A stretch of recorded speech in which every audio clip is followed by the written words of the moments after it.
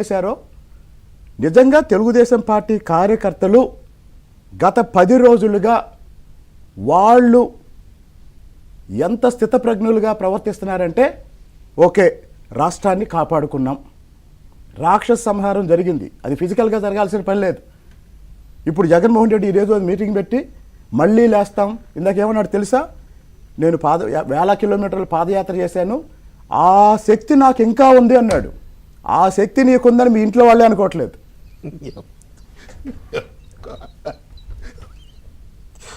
ఆ శక్తి నీకుందని ఇంట్లో వాళ్ళే అనుకోవట్లేదు. 5 ఏళ్ళు ఏం చేశాడు? పాదయాత్ర అంటే పాదాల మీద చేసే యాత్ర. అదే ఏంటి అదే అదే అదే నేను చెప్తున్నానండి. ఇంకోటి జగన్మోహన్ రెడ్డి ఏదో చెప్తున్నాడు కదా, బయటకు వస్తాను అని. నేను 3 విషయాలు చెప్తా.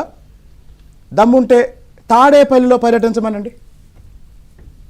ఆయన ఎక్కడైతే ఉంటున్నాడో 4-5 ఏళ్ల నుంచి ఆ ఊళ్ళో పరిస్థితులు ఏంటి, అసలు ఎన్నికల ఫలితాలు ఇలా ఎందుకు అయినాయి, మా ఇంటి చుట్టుపక్క అసలు ఆ బూతోళ్ళు వేసారో లేదో కనుక్కోమనండి. ఒక నిమిషం తాడేపల్లిలో పర్యటించమనండి. 1 2 ఆయన పుట్టిన జమ్మలమడుగు నియోజకవర్గంలో తిరగమనండి. 2 ఆయన పెరిగిన పులివెందులకి వెళ్ళి తిరగమనండి. 3 ఆయన ఉంటున్న తాడేపల్లిలో తిరగమనండి. తర్వాత దమ్ముంటే రేపు అసెంబ్లీకి రమ్మనండి. నేను చెప్తున్నా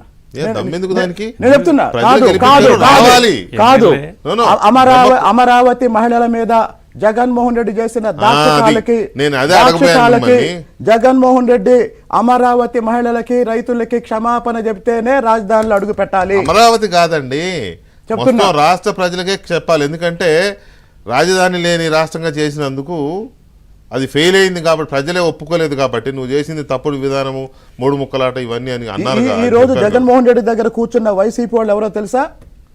ఆ జిల్లాల్లో వాళ్ళ నియోజకవర్గాల్లో వాళ్ళు చేసిన అరాచకాలకి తెలుగుదేశం కానీ జనసేన కానీ బీజేపీ కానీ ఏ మాత్రం రానిచ్చే అవకాశం లేని వాళ్ళు అక్కడ కూర్చున్నారు. ఈ మధ్య వాళ్ళు ఈ వాదన, ఇప్పుడు శ్రీనివాసరావు గారు చెప్తున్నది లేదా ప్రజలు చెప్తున్నది వేరే. వాళ్ళు ఇప్పుడు కొత్త వాదన ఏంటంటే అందరూ వరుసగా సోషల్ మీడియాలో చెప్తున్న ఈవీఎంలో మొత్తం అంతా మార్చేసినారు. 2019లో టీడీపీ వాళ్ళు ఎవరో ఇట్లాగే ఒకళ్ళిద్దరు ఈవీఎంలు ఏమైనా మాయ చేసినాయి అని అంటే ఇదే జగన్మోహన్ రెడ్డి గారు ఖండించాడు. అంటే ఈవీఎంలు ఎవరైనా మాయ చేస్తాడా? ఎప్పుడు ఇదేనా? ఎక్కడ పోయినా ఊళ్ళో పోతే మేము జగన్కే వేసినాం అని చెప్తున్నారంట. కానీ ఓట్లన్నీ మాయమైపోయినాయి, ఈవీఎంలో కుట్ర జరిగింది అని ఇప్పుడు కొత్త వాదన. బహుశా ఆ వాదన తీసుకొని జనంలో పోతాడు.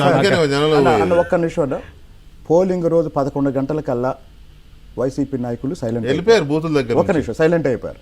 మళ్ళీ 2 తర్వాత వచ్చారు. 2 తర్వాత వచ్చి పోలింగ్ని తగ్గించడం కోసం గొడవలు మొదలుపెట్టారు.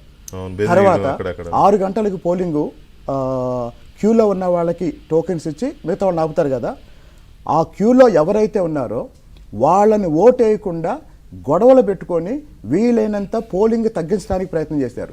ఇవన్నీ ఎవడు చేస్తాడు?